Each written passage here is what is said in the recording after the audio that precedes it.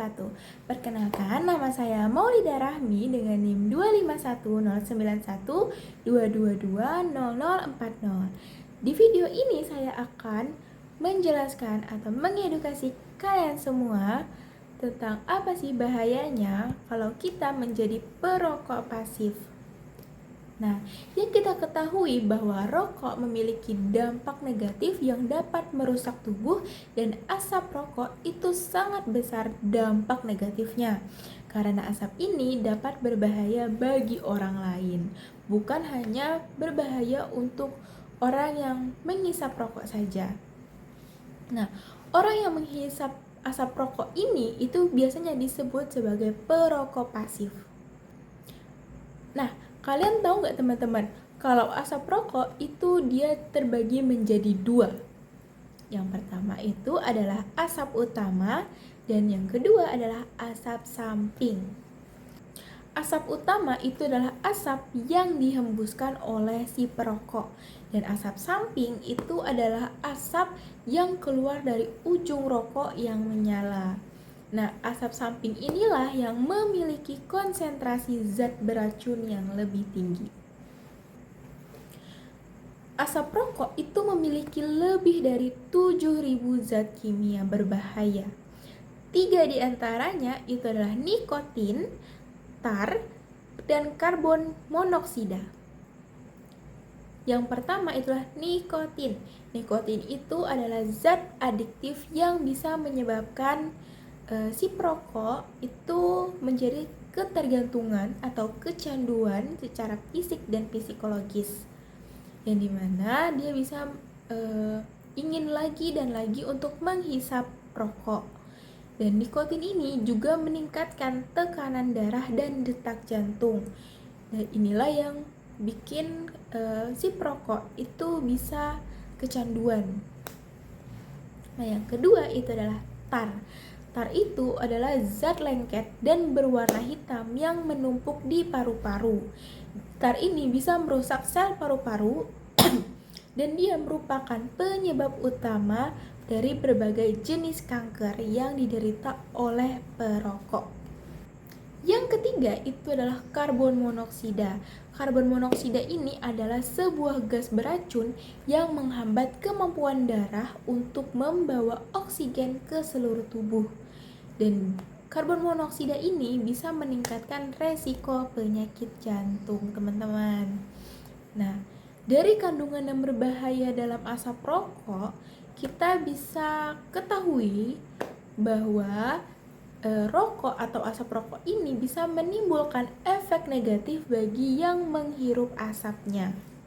Nah, bahaya ini bisa kita kelompokkan menjadi dua berdasarkan usia.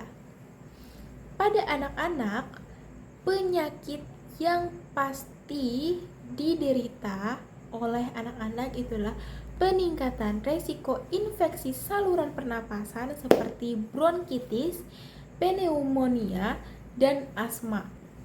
Dan jika seorang anak sudah memiliki gejala asma dan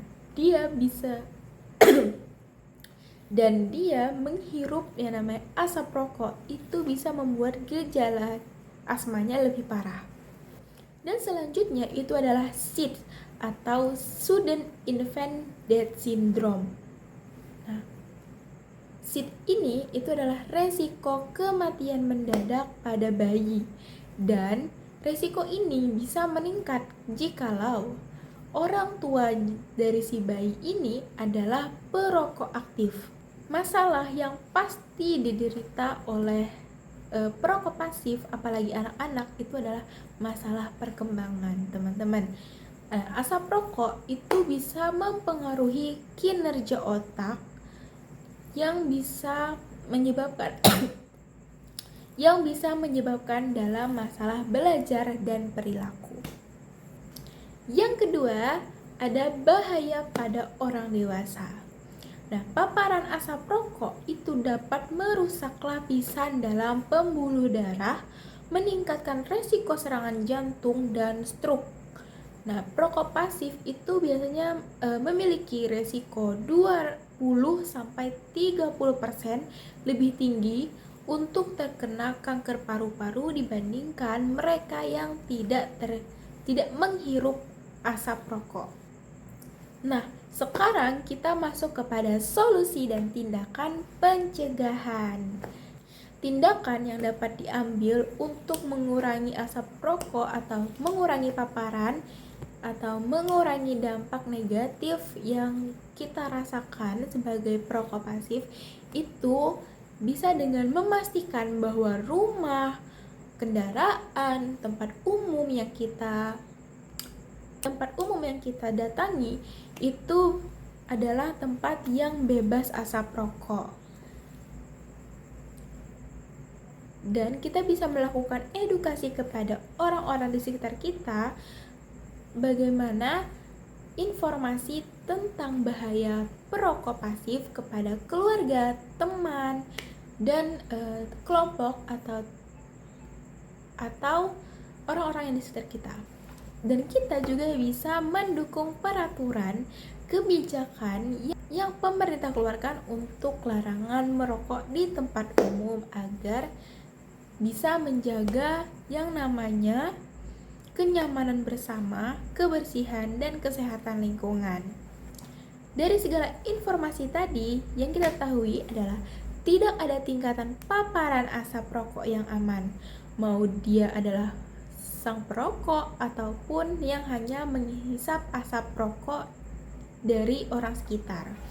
Paparan sekecil apapun dapat menimbulkan dampak negatif. Jadi, mari kita mengambil peran aktif dalam melindungi diri sendiri dan orang-orang terkasih dari bahaya asap rokok. Sekian dari saya. Wassalamualaikum warahmatullahi wabarakatuh.